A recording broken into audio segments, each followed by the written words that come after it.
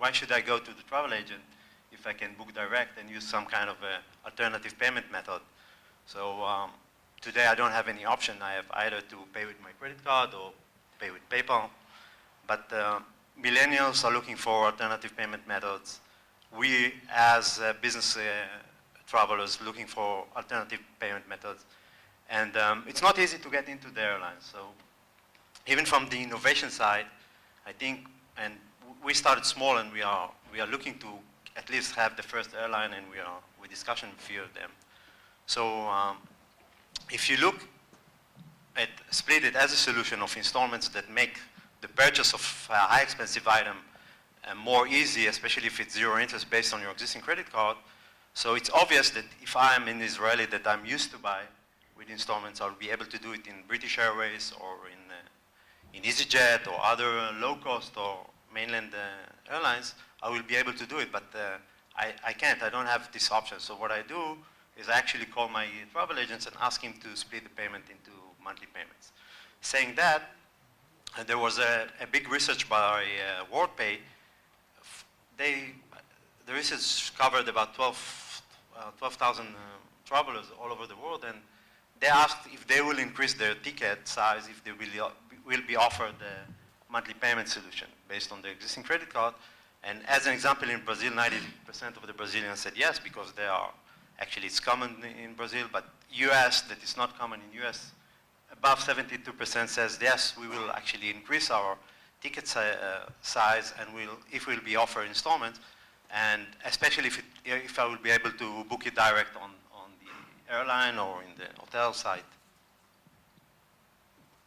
No, I mean, I think that as we look at what payments can do, how it can benefit the consumer as well as the brand, there's a lot there. The issue around the installment, though, who bears the cost for these? So actually, it's a good question. So in the US, you cannot charge any interest, but the rest of the world, you can charge interest the consumers. But again, it's small interest because it's covered by the credit card. Because you have credit on your credit card, and you need to actually use it smart.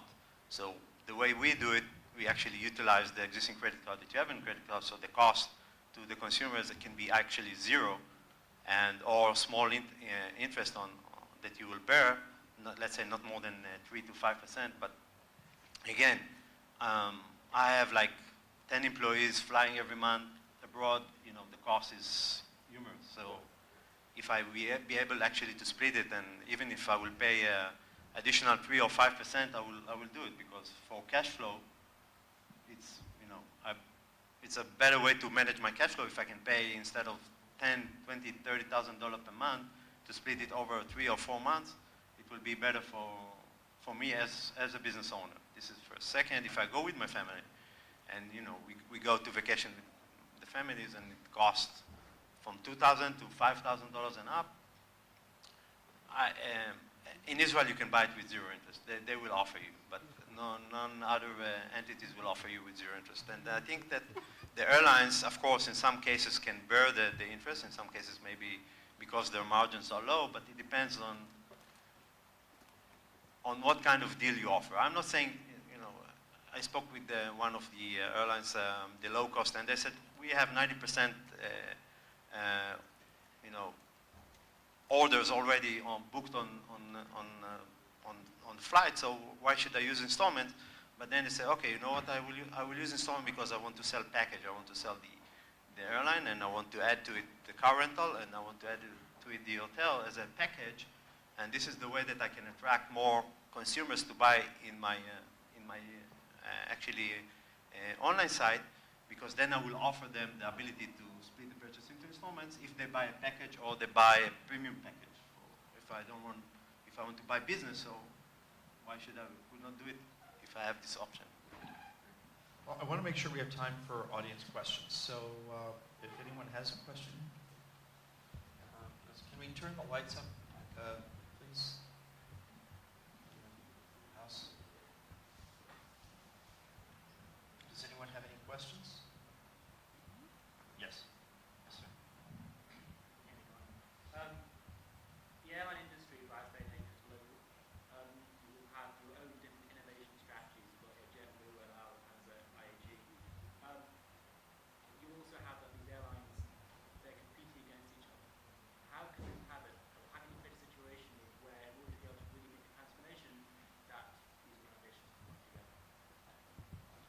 So the question basically was, with the airlines being as competitive as they are, how do you get the innovation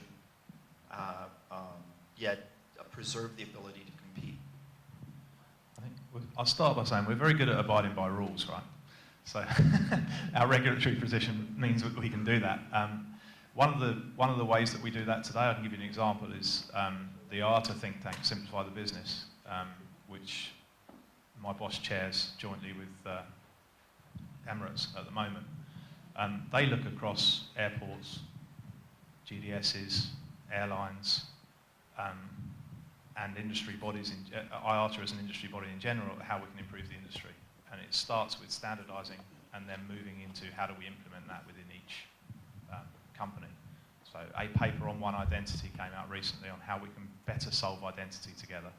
And then within the groups, there's just bounds and terms by how you can work and what can be said and what can't be said, like every kind of good body that operates within the airline industry. So that's one way. The other way is going after mutually exclusive, non-competitive items, things that we need to solve. Speed through airports is something that all airlines need, and it's not competitively sensitive. It just requires a lot of parties working together. So those types of programs we can definitely work on together without any issues. Maybe I'll add something. As a matter of fact, the Cockpit, the model of Cockpit, our approach is the ecosystem approach. So we don't really believe in a single group or entity fighting this battle, pretty much, because it is a battle. It's not something easy to do.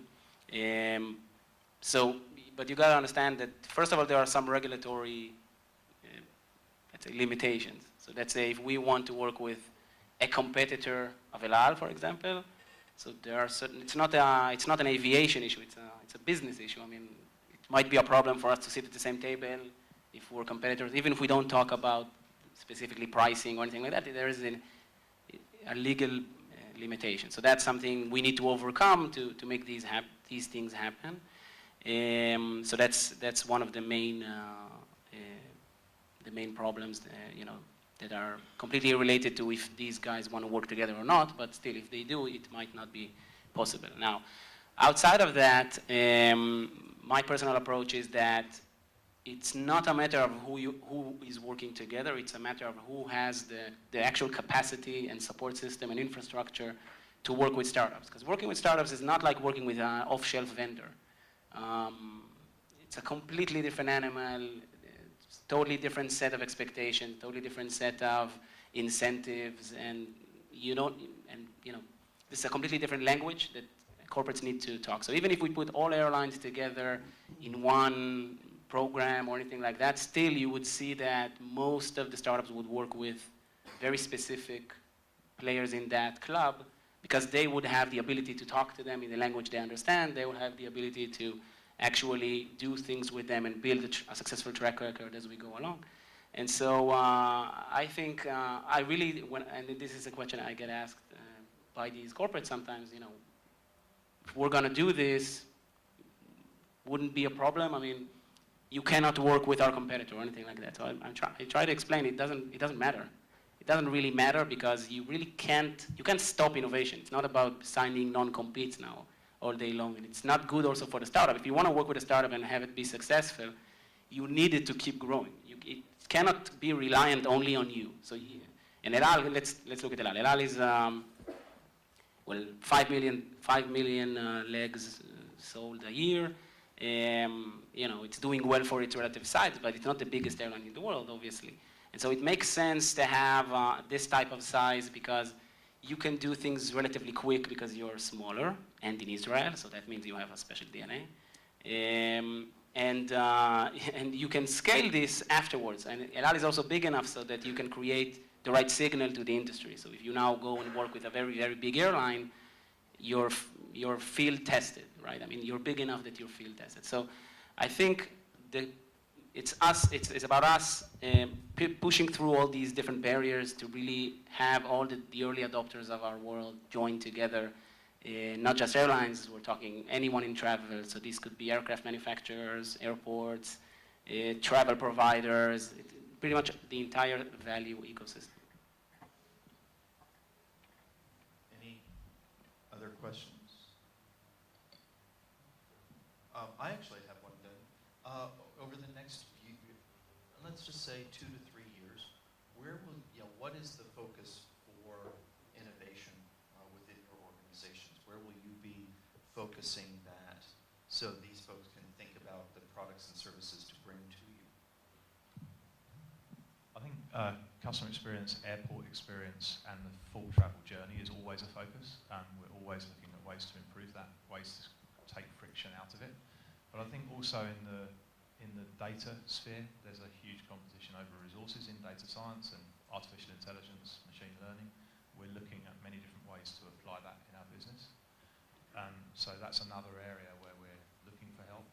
And equally, we're doing quite a lot with robotics, automated airports, automated baggage handling, those types of things. So I think it's a wide sphere, but in terms of trends, they're 3 big areas that most impact our customers and most help us improve customer experience. Obviously, in-flight and other things that Jan's mentioned, we've got focus on as well. They don't go away. It's probably worth saying that from an innovation standpoint, it's different to from a digital standpoint in total. We have a lot of people within each of our airlines looking every day at digital as part of their day job, from e-commerce through to social media marketing and all the general things that come under a digital type banner today. I'm really talking about the ones that are more exploratory and transformational and will make the step changes to our business that we focus on in innovation. But we have a focus on digital in general for other products. And they tend to be more the quick this year products that we take to market. Yeah, I agree. I mean, being part of the Lufthansa group, of course, see this from both angles, being part of an airline group, but also being a provider to other airlines. So everything you said is pretty much what's in focus, being digital transformation, and my product line focuses on everything in cabin, but a lot of things around airport passenger experience, passenger engagement, individualization. That's everything that's the core at the moment, where people seem to focus their efforts and their money on. Automation is also a good one. Automation. Is personalization big? Yeah, personalization really is big. I mean, obviously, the more you know about the passengers, the better products you can offer. Put it in the right context. That's where they're all driving. I think that's what you're alluding to when you mentioned big data. I mean, taking the data, dicing and slicing it, operating it, and creating something for the passengers out of it. That is something everyone is looking for. Me? Okay.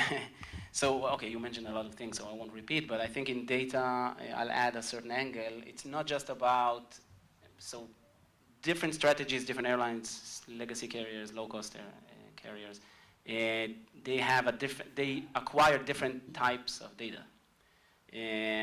Some of these challenges are also acquiring additional data, especially for legacy carriers, for example. And it also depends on the market, but I think in general, acquiring new data that will actually be meaningful. I'll give you an example.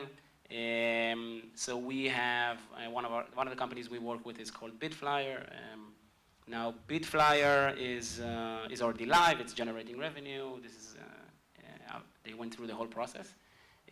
But for example, when you actually use the system, you can log in using Facebook, for example. Now you're not really used to logging in to and buying a plane ticket using Facebook. I mean, this is not something passengers are used to. And there's a lot of pushback on that also. But if you use a different mechanism now and you log in through Facebook, so this data now is also part of the airline, and they can use it in interesting ways to enrich your experience. So that's just another way of adding new data.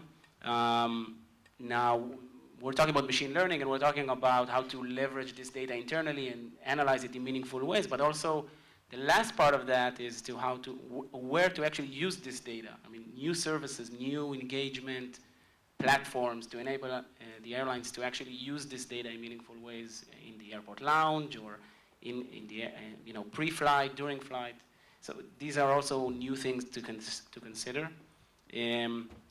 Also, if you look at just the global trend, and you see a lot of airlines stepping actually outside of their traditional business, trying to do new things in the financial space or in other areas as well. And I'm pretty sure airlines are interested also in new ways to expand their activity, not necessarily specifically within travel. I mean, there are, being on a flight or talking to an airline means airlines, they're at the center of this ecosystem. And for a lot of years, they weren't making much money, actually. Everyone was making money except for the airlines. And so they now understand much better the type of asset that they have, which is this intersection where people make a decision. That decision could be about the plane ticket, but it could be also about a lot of other things. And so leveraging that in new and meaningful ways is a challenge for all airlines. And I see some airlines are very progressive, like Qantas, and they're doing some very interesting things. And other airlines would also like to leverage this. Yeah, Henry, you mentioned interesting thing, gathering the data. I think we spoke last night, if I'm not mistaken. You mentioned airlines in the past have been really good at gathering data around the PNR, but nothing else. So you probably want to look at it from both angles. How can I help an airline or the airline industry to gather the right data, and what can I do with it? So really look at both sides of the equation. That's what I'd like to encourage you to do. All right, well, we have the next wave of startup pitches that have to get started, and so in order to stay on time, I need to thank this panel. Gentlemen, thank you very much for taking the time. Your insights were Thank you. wonderful. Thanks. I think now Itai is going to come back up, and we're going to do the next round.